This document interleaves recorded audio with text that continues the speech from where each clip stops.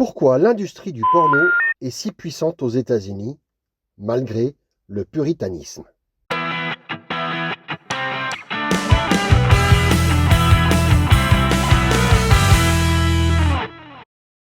Les États-Unis se revendiquent comme une société puritaine, religieuse, moraliste et patriotique à l'extrême. Et pourtant, ils dominent l'industrie mondiale du porno. Ce n'est pas une contradiction, c'est une mécanique. Le puritanisme crée le désir. Plus une société réprime le sexe, plus elle le fantasme. Aux États-Unis, le sexe est moralement condamné, culpabilisé, caché. Démarche qui crée de la frustration, de la curiosité, de la consommation massive, mais en privé. Le porno ne naît pas de la liberté sexuelle, il naît du tabou. Le capitalisme ne juge pas. La morale américaine est stricte. Le capitalisme, lui, est neutre. Si quelque chose est légal, rentable, très demandé ou alors industrialisé. Le porno coche toutes les cases. Les États-Unis ne l'ont pas aimé, ils l'ont optimisé. Une hypocrisie parfaitement assumée.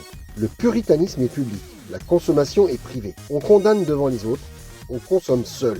Cette double morale n'est pas un accident, c'est un équilibre social accepté. Une industrie structurée. Contrairement à beaucoup de pays, le porno américain bénéficie de lois relativement claires, de contrats, de studios organisés, d'un système judiciaire fonctionnel. Cela permet donc une industrie lourde, stable et exportable.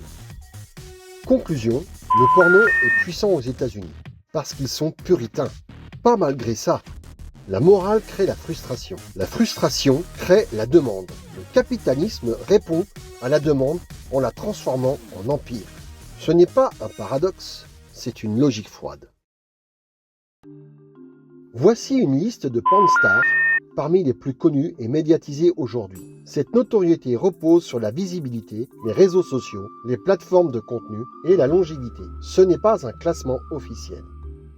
Pornstar féminine, Mia Khalifa, toujours extrêmement connue malgré une carrière courte. Riley Reid, très populaire, carrière longue et récompensée. Brandy Love, figure majeure du porno américain. Abella Danger, très présente, image forte et assumée. Lana Rhoades, ancienne star, notoriété toujours massive. Angela White, référence mondiale, respectée pour son professionnalisme. Adriana Chechik, connue pour ses performances extrêmes, carrière ralentie. Alexis Texas, icône durable de l'industrie. Eva Hilfi, très populaire en Europe et sur les plateformes modernes. Emily Willis, forte reconnaissance récente.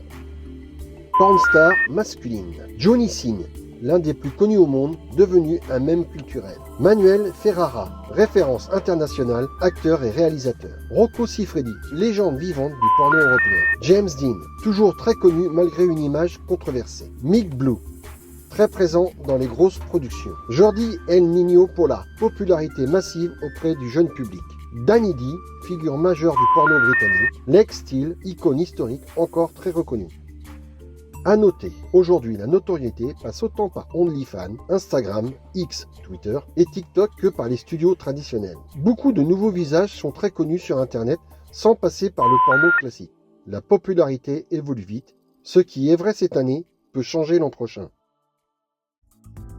Les théories, analyses et uchronies présentées dans cette vidéo sont personnelles.